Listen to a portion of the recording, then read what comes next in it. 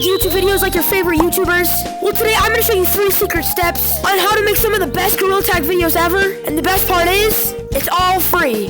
Let's hop over to my PC. Alright, so the first thing I'm going to be doing on my PC, I don't even know if I mentioned it, but we're going to be using a program called DaVinci Resolve. So you can search up the download for that, and this should show up. All you gotta do is install the program and fill out this form. Once you're done, you should see a version that's paid for $2.99 or a free version. You want to click the free version. Also, this program is completely free, but it's only for PCs. So if you want in the future an editing tutorial for CapCut, which I used to edit on, I can do that too. So now what you want to do is you want to get DaVinci Resolve pulled up, wait for it to load. Once you're in, you should see something like this. You want to click New Project, title it something random, and create it. Now you should be here.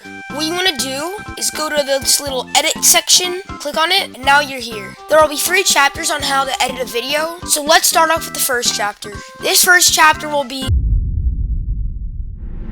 Alright, so how to basically edit stuff is you want to click Control-I on your keyboard, which will bring this. Here you can import anything, which I'm going to import this random clip. Oh, I forgot something. Wait, my bad, I forgot something. What you want to do before you import anything, click Timelines, create new timeline, unclick Use Project Settings, go to Format, and then scroll all the way down and change it to 60. Then you can create the timeline, and then import your footage. Alright, so the first basic thing to do is you can look at these little audio waves. These audio waves are super important because the stuff where the audio waves aren't big is something called dead space. This dead space you don't really want, especially to keep like attention span. So what you can do is cut it out, which looks something like this. This is the before.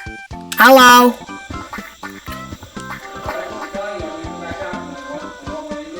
Five minutes. And this is after the cutout.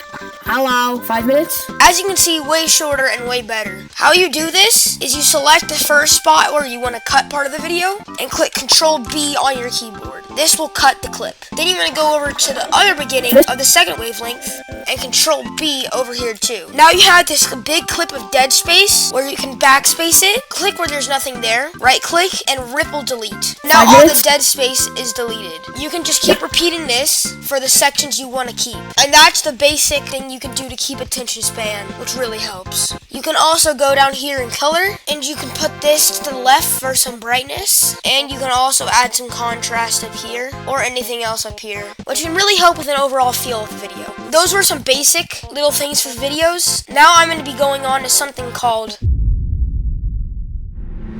Alright, so for good sound design, I recommend going into the Discord linked in the description for some really high quality and nice sound effects that other Gorilla Tag YouTubers are using for their videos. Once you're there, you can go to the Sounds tab in Community Assets, and there is posted a bunch of sound effects and songs. Some of the best songs with keywords you can look out for are Sonic, Mario, or anything like that. I recommend just browsing in there for a while, and you should find some good songs or sound effects to use. If there isn't a version of one, what you can do is go to your browser, find a YouTube video of the sound effect you want, then you can copy this link up here, go to the second link in the description, and paste the link here. Then you want to click these 2 arrows, and now you have the downloaded sound effect of the YouTube audio. Once you have your sound effect, you can come in here and import it.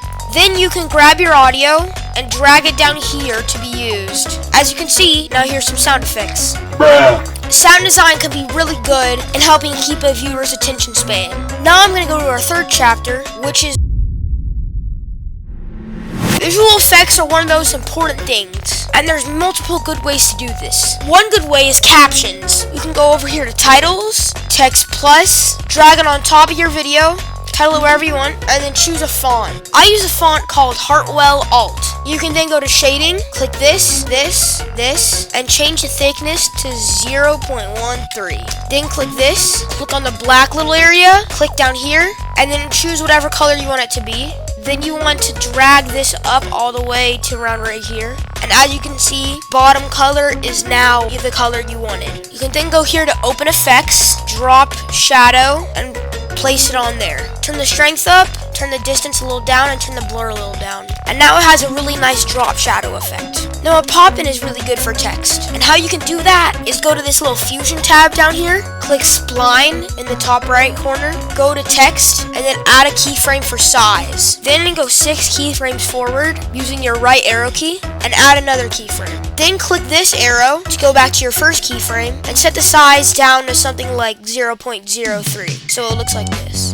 Then select both of these keyframes and click S on your keyboard to smooth them out. Click the bottom keyframe, put this little second square right here, around right here, directly up and a little bit above the other square. For this one, just drag this to the left and a little bit on top, and it should look something like this, which is a really nice thing for captions. If you want even more advanced text, you can go here again, search up the effect fast noise, and drag it onto your text. Once it's on your text, make the preset water surface, and now it has a little wavy jiggle effect, which I think is really nice. For these texts, you can also go to the settings tab and make a fade out animation with the opacity keyframes, so it looks something like this.